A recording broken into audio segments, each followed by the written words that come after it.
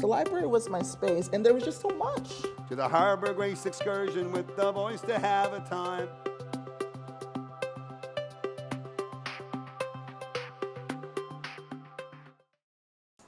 This library is a great place, actually. Every time I come here, I'm in awe, because really this is one of the great treasures of Toronto. In fact, it's a great treasure of Canada, because we don't realize that there are 2 million reference books here, and about 3 million manuscripts and film clips and radio clips and so on and so forth. And the entire library system of Toronto is extraordinary, and the architectural wonders of small libraries across the city is something to behold. And they're very welcoming people everywhere you go. So this is a great thing. Mentioning the library, it leads us to the first speaker who works for the Toronto Library, Saima Hussain, who is here. She holds an honors in BA in English and History, and she holds an MA in South Asian Studies. She has researched and wrote a history book for young readers called The Arab World, Thought of It, Inventions, Innovations, Amazing Facts. That was in 2013. It reflects on the great strides that Muslims had made in astronomy and physics and medicine and so on and so forth, which much of the Western world does not know or does not want to know. And I'm glad you did that book. Later on in 2016, she put together an anthology of first-person accounts from 22 Muslim women in Canada. And the title was terrific, actually. The title was The Muslimah Who Fell to Earth. Muslima is in Arabic, and Urdu is the feminine of Muslim, so Muslima. And these stories are from a range of Muslim women. Some wear the hijab, some wear the niqab, others don't. They have great stories to tell. The theme and thread running through them is that they are unapologetically Muslim and they are unapologetically Canadian. Which leads me to, sorry, a diversion if you bear with me. You know, pollsters are fond of asking questions. What do you like about Canada? Kind of question. And in the old days, they used to say the beaver is our national symbol. You know. And then later on, they used to say hockey. Hockey is number one. That was the thing that represented Canada. Lately, you ask Canadians, what defines Canada for you? An overwhelming majority of them say pluralism. This is extraordinary. In our own lifetime, that is now the number one uniting factor of Canadians. And this book that she has written relates to part of that. Please come and read. What are you reading from? So the story that I selected is called Not So Black and White. Ah, come. And come, I'll explain come. the reason why I chose it. Come. Thank you. Thank you, everyone. Thank you for attending. So as an editor of an anthology, it's very hard to select just one story when you have 21 beautiful stories by 21 amazing women. But the reason I chose this story is because the writer, Hanan Abdul Malik, comes from Ethiopia. And I find that our brothers and sisters from Africa never do get the attention that they deserve. So that's why I'm selecting to read extracts from her story. Of course, it's a much longer story, but I'm reading one part of it. Hanan Abdul Malik, Not So Black and White. I was born in Ethiopia, where coffee was born. Coffee and I relate a lot. When I reflect upon the who am I identity, I am drawn to think again about coffee. How wonderfully grown up it has become. Who would have ever thought that coffee would become intrinsically Canadian, accepted and celebrated coast to coast? The idea that perhaps it comes from somewhere else seems less important to what it has become. And so I continue my story. I was 12 when my parents decided to move the family out of Ethiopia. The Ethiopian government at the time had decided to enforce mandatory military service by drafting young men from schools, markets, farms, and streets. To avoid the draft, families kept young men at home, away from schools and streets. there was a tangible sense of unease as people grew increasingly discontent with the government. I eventually started school at the University of Toronto. I chose the Mississauga campus because it was a smaller campus, and that would suit me better. In my first week of school, I quickly got introduced to identity politics that frames much of life in North America. Would I join the Black Students Association? How do you define blackness? I knew I was black, but race as an identity was completely foreign to me. In North America and in the West in general, race is based upon a dichotomous understanding where black and white are opposites. In Ethiopia, the many different languages and cultures provided deep-rooted meaning and ties to the land and to the people. And my understanding of identity did not exist in the realm of opposites. What did I have in common with black students with whom I did not share much beyond what felt like the one most singular, important identifier of race? Similarly, I struggled with the idea of joining the Muslim Students Association, which could have been renamed the Indo-Pakistani Association without anyone really noticing. There was no one who looked like me. Would I belong if I didn't cover my hair? It was the first time that I had been forced to look at myself vis-a-vis singular versions of identity, and I've since been fascinated with expressions of identity, both perceived and imposed. Fast forward a few years, and I found myself in Sudan, navigating a different set of questions related to identity. What does it mean to be African? What does it mean to be Arab? The year was 2005, many years before the secession of South Sudan. Southern Sudan and North Sudan were on the verge of signing a historic peace agreement after 50 years of civil war. As part of the peace agreement, the warring parties were to sit together in parliament to enact laws to run the new united country. The Canadian government had committed to providing legislative development support during this important time, and I was part of the implementation team. I arrived at the training location to be warmly greeted by the host who had extended the invitation. But as I looked around, I noticed many commanders pointing at me as they whispered to each other. A few moments later, some of the men walked over and asked questions. What was I doing there? Where was I from? Why did I come? Passport still in hand, I waved it up high and stated proudly that I was Canadian, and went on to explain that I was there on Canadian business, to assess the kind of legislative support that may be able to provide upon the signing of the peace agreement. They were not satisfied with my answer, and the questions continued. Where was I really from? Who sent me? Was I North Sudanese? Was I a North Sudanese Arab spy?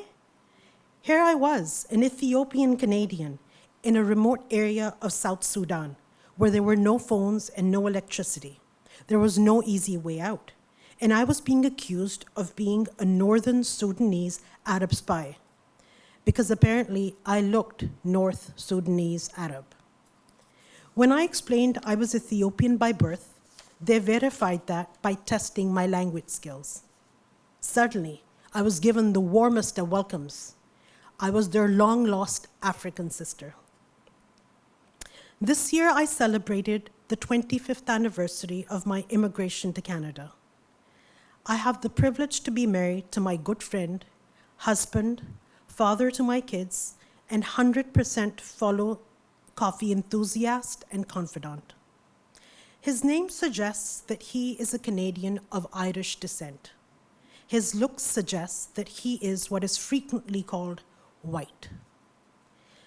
The longer I stay in Canada, especially as we interact with the school system through my kids, the more of a nuanced understanding I have of what it means to be Black and white in Canada, and what it means to be a Muslim in Canada.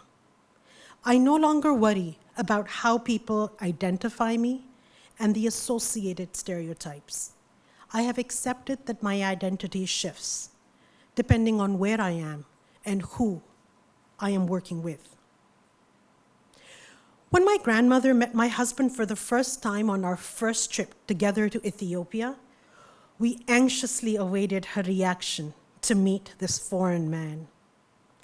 She responded with, "Where is this foreigner you're talking about?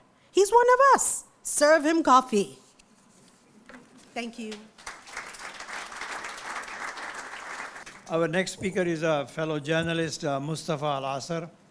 He's an Egyptian writer, Egyptian journalist, and a very long-standing human rights activist, a human rights defender, who sends shivers when you think about it, who spent 3.5 years in jail as a political prisoner under the repressive regime of General Fattah al-Sisi, as he calls himself very proudly, who you may remember came to power through a military coup in 2014. And when he came to power in 2014, our then Prime Minister, Stephen Harper, welcomed him. And he said, "This is a return to stability," quote unquote. And I'll have a question, and Mostafa will answer it when we get to it. Mostafa came to Canada, fled Egypt, obviously, and in 2024-25, that is the academic year, he was a fellow at Massey College, which is called a CJFE, that is a Canadian Journalist for Free Expression / Massey College Journalism Fellow. He spent the year there. And he founded Redword, which is a non-profit but promotes his passion, freedom of expression, and combating now fake news on our great social media. Welcome. My name is Mostafa Al-Asr. I'm an Egyptian journalist, writer, and human rights defender.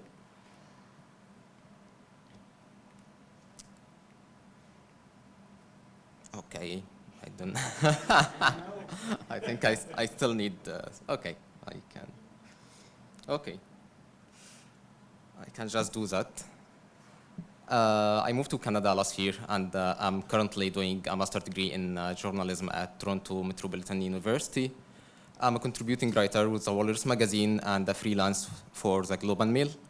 My relationship to Islamic culture extends to my roots, my childhood, education, and upbringing in the Fayoum Governorate in Egypt. This connection of Islamic culture actually has little to do with my Muslim family. It's more complicated than that. And that's what I would like to explore today. Last July, I was up late, past midnight, working on some writing, chasing deadlines when I spilled a cup of water on my MacBook. Of course, it stopped working. Despite my best efforts, I couldn't rectify my mistakes. It just kept restarting itself. I used my phone to look up solutions. In the end, I had the MacBook tipped upside down in a T shape and kept it turned off. There was no alternative here. It just absolutely had to work. I had overdue deadlines and work commitments. The closest repair shop I found was a 15-minute walk from my house. I went first thing in the morning. The smell of incense welcomed me as I walked into the small shop. There were two staff members standing in front of me, a man and a woman, both over 70.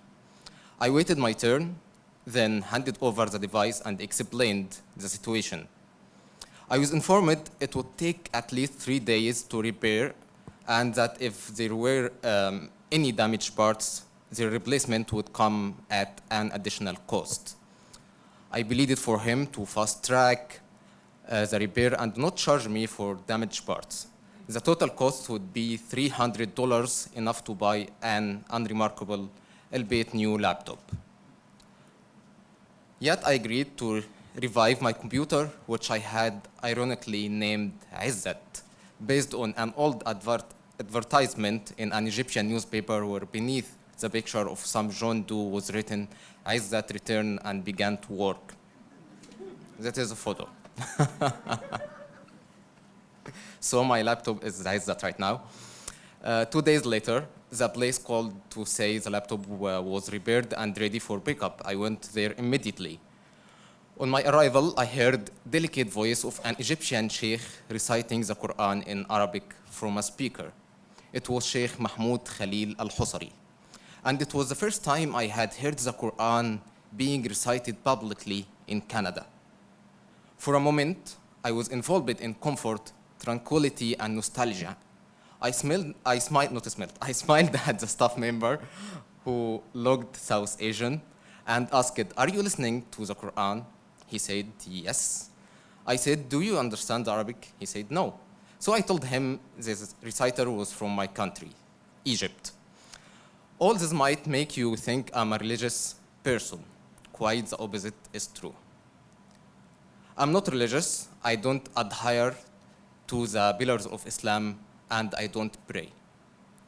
However, I don't view religion as being separate from my identity or a feature by which to categorize or segregate people into groups.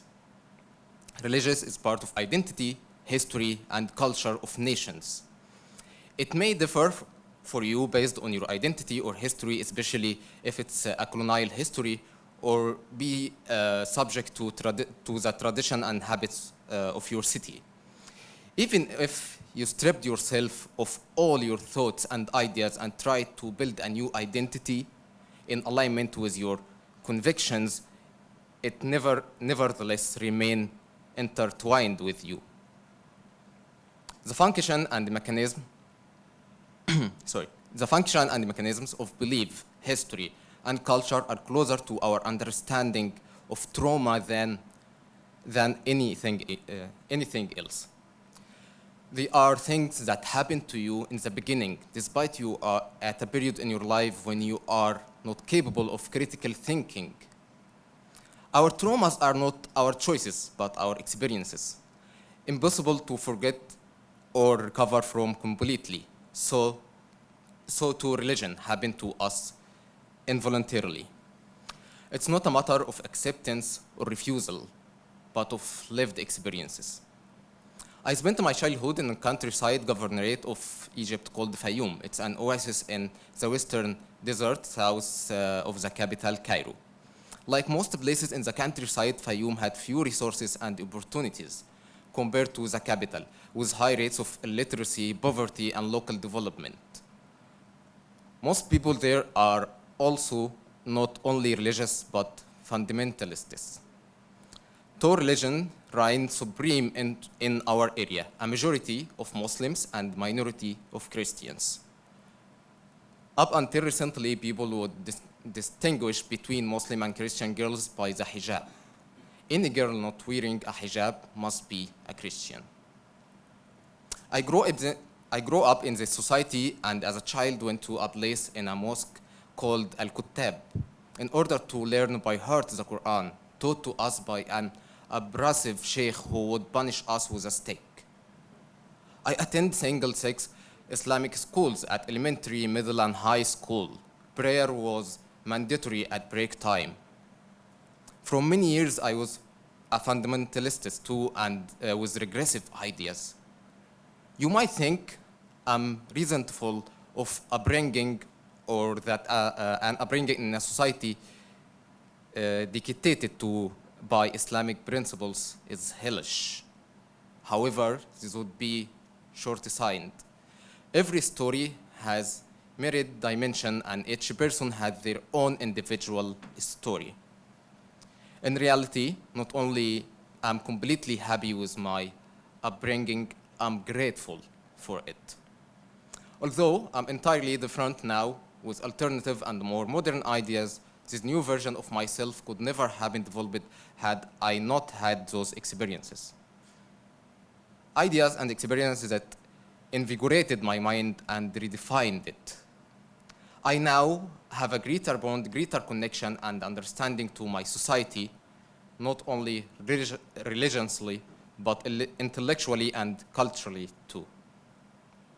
It feels as though I have acquired a broader understanding of the actions and motives of my people, more awareness of my history and culture, of the mixing of habits, tradition, and religion, the latter imbued each with its sacred dye.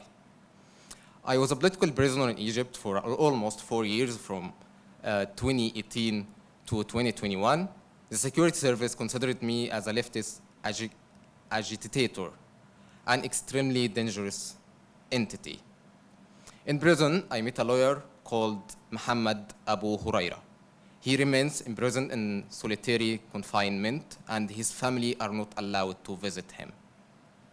Abu Huraira was, in my opinion, Islamically moderate and progressive, but he still belonged to the Muslim Brotherhood and is married to the daughter of the most prominent leader in the group, who is also incarcerated. The Muslim Brotherhood is proscribed by the Egyptian government as a terrorist organization, a classification driven by political motives. The Brotherhood took power for 1 year only after the revolution of January 2011, before armed forces organized a bloody military coup in July 2013. Personally, I belong ideologically closer to the left. The Muslim Brotherhood are my political opponents. Despite this, Abu Huraira and I were close friends in prison. We would meet up during our allotted exercise time to talk and discuss.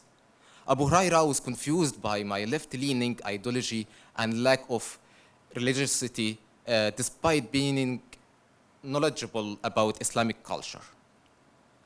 My continuing learning by heart of Quranic chapters, of some of the Prophet hadiths, and even of some traditional stories, poems, and proverbs. This is not simply knowledge that I have stored by knowledge that lived through my conversation and discussions, and which I quote frequently. One time, a guard summoned me while in prison to ask me, "You are a leftist agitator, and you argued with the Muslim Brotherhood at the start of your imprisonment. How can you be friends with Abu Huraira?" The security service are incapable of understanding differences. It looks at political and religious ideologies completely superficially. You are either with or against. You are either a Muslim or not a Muslim, an ally or an enemy, forward-thinking or backward-thinking, leftist or right-wing, liberal or conservative, a believer or an atheist. Unfortunately, most people take this perspective.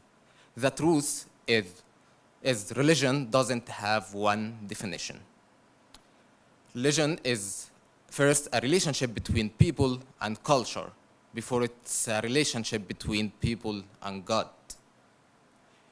You don't need to be a Muslim to belong to Islamic culture. Some Christians in Egypt are more Muslim than Muslim in the West. Thank you. Our next speaker is Farzana Doctor.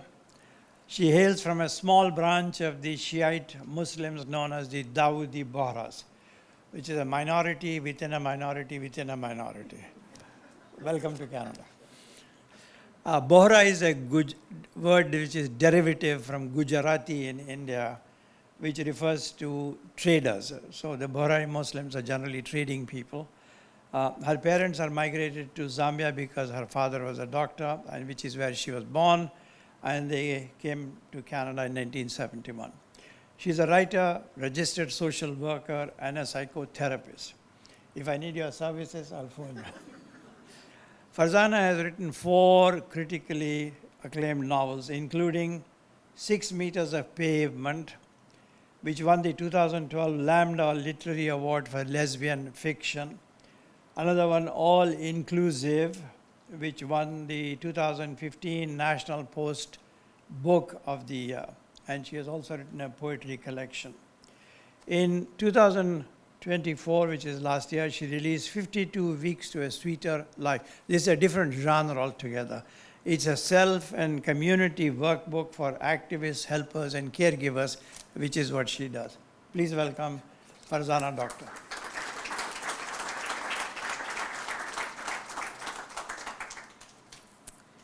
Thank you so much, Haroon, and thank you all for being here, and a big thanks to TPL and PEN for the invitation. So yes, my ancestors hail from Gujarat, and my family is part of the Dawoodi Bohra, which is a small sect. Most Canadians, actually most people, have never heard of us, but within India, we are known for our unique religious attire. The Orthodox women are sometimes referred to as butterflies for our colorful burqa-like outfits. We also are known for making the best samosas. Yes, us, not you, us. And for our cult-like religious leadership that unfortunately tries to control most aspects of the community's religious and secular life. And because of this latter issue, I think as an adult, I've been trying my whole life to better understand and decode this community. And I've done that through writing fiction, and all of my books have had characters from the Dawoodi Bohra community. I'm going to read from my most recent novel, The Beauty of Us, which is told through alternating perspectives of 3 characters. 15-year-old Zahabia, who is the Bohri character. She's a new girl, very awkward new girl at a boarding school. This takes place in the 1980s as well. And there's also a bully character who's 17-year-old Lisa, part of the popular crowd. And then there's Nala Naim, a brand new French teacher who is kind of very much struggling to keep up with her job. So in this excerpt, Zahabia goes to visit Nala, who also lives in the residence as kind of the residence monitor. And she's kind of knocking on the door right now. And Miss Naim is on the phone. Ali, accept the charges. Ali, ya Allah. I arrived at Miss Naim's half-open door and started backing away when I heard her yelling. But Miss Naim hung up the phone and beckoned me inside. Come in. This line, it only does local calls, and my brother does not seem to understand collect calls. Never mind. What can I do for you? I wasn't sure if I should bug you on a Saturday night. I'd searched for this information in the long list of residence rules, but hadn't found the answer.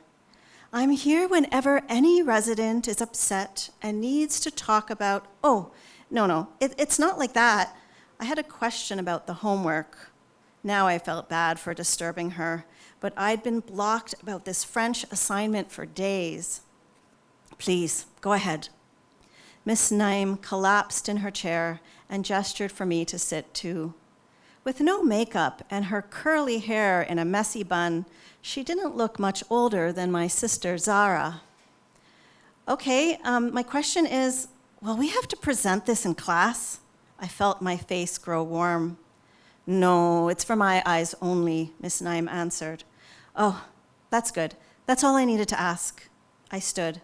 Zahabia, if there is anything else, I'm here. She looked at me with concern. I had a sudden urge to flee. Thanks. Back in my room, I sat before a blank piece of paper, pen in hand, stumped. Eventually, I began, Ma famille est normale. What else? I decided to switch to English so I could get this started. I could translate later. I have an older sister, Zara, who is in first-year university. My father is a gastroenterologist. My mother, I didn't like to share personal things. I hated how people's expression shifted from discomfort to pity when I did. Scratch that. My parents are from Bangalore, and we've traveled there many times because my grandparents live there, as do many uncles, aunts, and cousins. What else would Miss Naim want to know? My family is Muslim, but not really very strict about it. I think of myself as more agnostic. No, scratch that. Was Miss Naim a religious Muslim? I am also a believer in animal rights, and therefore I am mostly vegetarian. I was probably going too far off topic. I counted the words I'd written so far, fewer than a third of what was needed. I reread the passage, realizing that Miss Naim would likely notice my omission. People talked about mothers and fathers and siblings, not just fathers and sisters. I reminded myself this was a first draft and continued. My mother died almost 4 years ago of cancer. Everyone says, "Oh, you were so young." I guess that's true, but I don't feel that way. When I realized she was dying, it was like I became older. Not adult exactly, but not 12. I didn't have a lot of friends, but after she died, it felt like the ones I did have kind of drifted away. Or maybe it was me who drifted. Here at Thornton College, maybe I'll have a fresh start. My dad remarried last year. I guess he needed a fresh start too. What would Miss Naim think of all of that? It was way too much detail, and now I had to translate it all. May, my roommate, rushed past me. "Hey, Watership Down is about to start downstairs. Coming?" I folded my sheets and slipped them into my desk drawer. "Oh, hi. It's about nature, so you'll probably like it." May pulled a bag of candy out of her cupboard. "There's popcorn and licorice." She dangled a red vine in front of my nose. "I'll feel better if I make a dent in this work. Anyway, I've seen it already. My mom took me to see it when it came out." I grabbed the licorice from her hand. "Oh, yeah? Well, that's cool. Well, I guess I'll see you later." May pushed out her lips and tilted her head to the right. I call this side head, and it usually is accompanied by a sigh. But to her credit, she didn't sigh and left me alone. On our second night here, May had talked about her life at home, constant fighting with her mother, a father who was always away at work, and then she'd asked me about my mom. I gave her the shortest summary. She died, and my father remarried, and then I pretended to fall asleep. Alone again, I pulled the French assignment out from my drawer. Sucking on the red vine, I added, "Just before she died, Mom and I saw Watership Down at the Brock Cinema. It was just the two of us. She was really sick, but we'd both been looking forward to seeing it. She was practically a walking encyclopedia about birds and animals and insects, and she taught me everything I know about them." I put down my pen. My chest felt heavy as though I'd inhaled molasses. Cancer. I hated the word. I also hated the way people said it in only hushed tones, the way they said divorced or alcoholic. It was just a disease, and my mom hadn't done anything wrong to get it. She hadn't smoked. She'd gardened and hiked and jazzercised. I folded the papers again. Maybe I'd translate them the next day, or maybe I'd write something altogether different. I heard a bird call from just outside, and from its song, I could tell it was probably a mourning dove. I went to the window and peered into the darkness. The bird called again, and it wasn't until it flapped its wing that I spied it on the lawn. Was it injured? I opened the window to get a better look. My mom once said the folklore about spotting a dove at night means that a deceased loved one is visiting you. I'd laughed, said it was ridiculous, but I could tell she liked the idea. Now I wished for it to be true. "Mom?"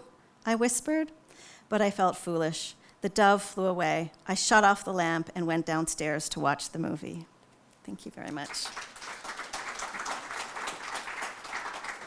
Our final speaker is Jamal Saeed. He is a Syrian writer who spent 12 years as a prisoner in a jail under Bashar al-Assad's repressive regime.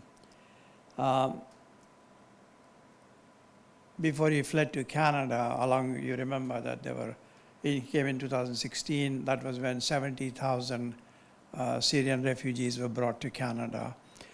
Within a year of Mr. Stephen Harper, my favorite prime minister, of course, had said, no, we cannot have Syrian refugees because, quote unquote, they may be all terrorists for all we know. So 70,000 have come and not a single terrorist has been found in them since then. His memoir, which is what he may read from, is My Road from Damascus. That was in 2022. And that was a poignant personal account which was shortlisted for the Hilary Weston Writers Trust Prize for Nonfiction.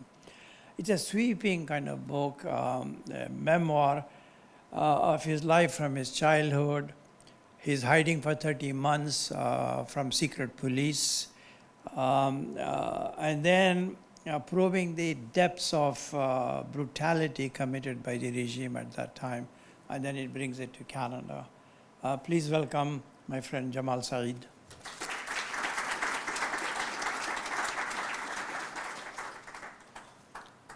Oh, thank you so much, Ari. Good evening, everybody. Well, actually, I was imprisoned at the time of the dad, of the father of Bashar al-Assad. Oh, you were? Hafiz al-Assad, yes. You must have been a child then. Yeah. Yeah. I'm going to read some paragraphs from the first and last chapters of my book, My Road from Damascus. Chapter 1, Silver Charm and Apple Trees. I was holding my grandfather's hand in the backyard, watching my grandmother as she helped our cow give birth in the open air. The cow was bellowing in pain, and I felt really sorry for her.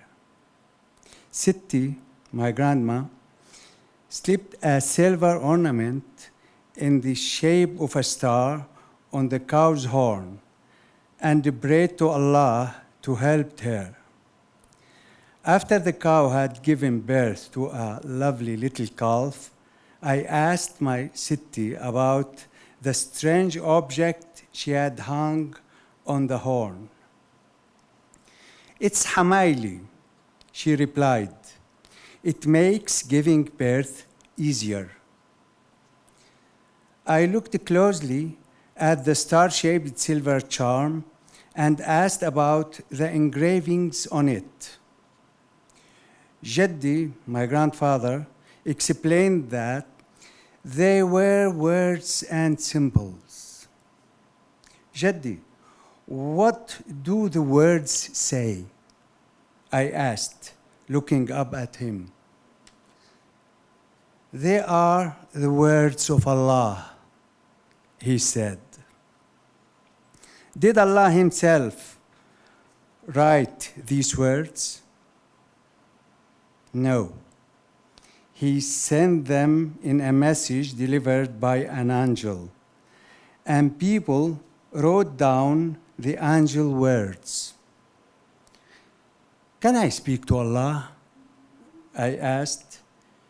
Jaddi laughed. Only the Prophet Musa can speak directly to Allah. Where does Musa live? Can I visit him? Why do you want to visit him? Jaddi asked.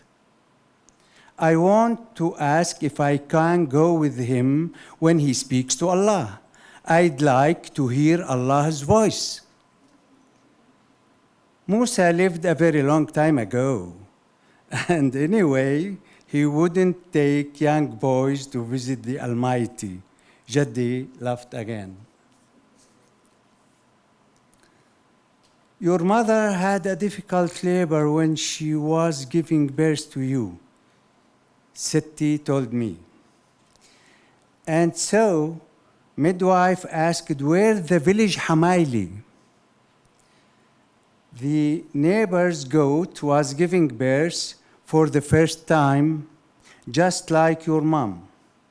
So, your aunt rushed next door and snatched the Hamaili from where it still hung on the nanny goat's horn. The word of Allah helped your mother when you came into the world. She added tenderly, touching the engravings. On the plane to Canada, when the flight attendant gave us a form to fill in, I looked at the flag at the top of the form, and my eyes rested on the maple leaf. which I knew was the Canadian national symbol. I thought of all the different symbols that nations, companies, and individuals choose to represent them, and decided that if I were asked, I would choose the apple, not because of the biblical story of Adam and Eve, but because of memories of my own life from many years before, and one memory in particular.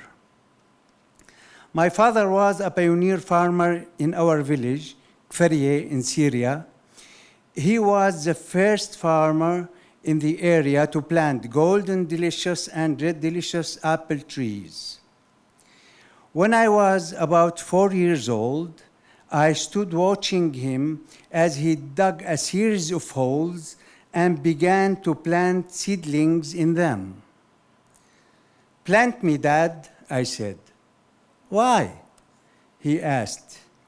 Stepping into one of the holes, I explained, "I want to be an apple tree, and then Mom will gather apples from my hair." My father laughed. "But then you couldn't move." "Change me into a movable apple tree," I said.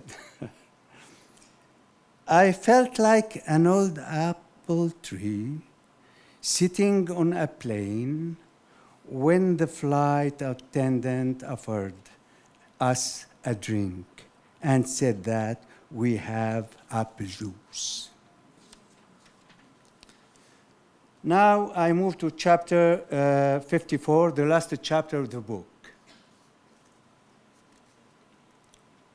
On the plane to Toronto, en route to Kingston, I remember how I used to follow the planes passing over our village until they disappeared. When my father said that people travel in these planes, I thought he was joking.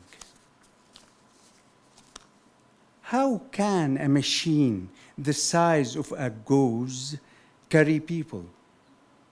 I laughed.